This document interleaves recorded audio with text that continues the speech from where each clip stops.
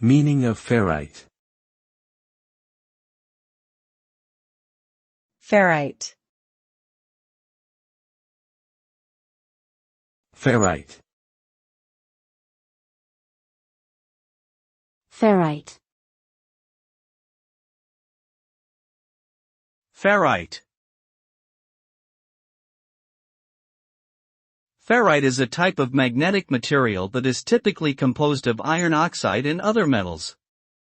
It has a crystalline structure and is known for its high magnetic permeability, which makes it useful in a variety of applications such as electronics and power systems.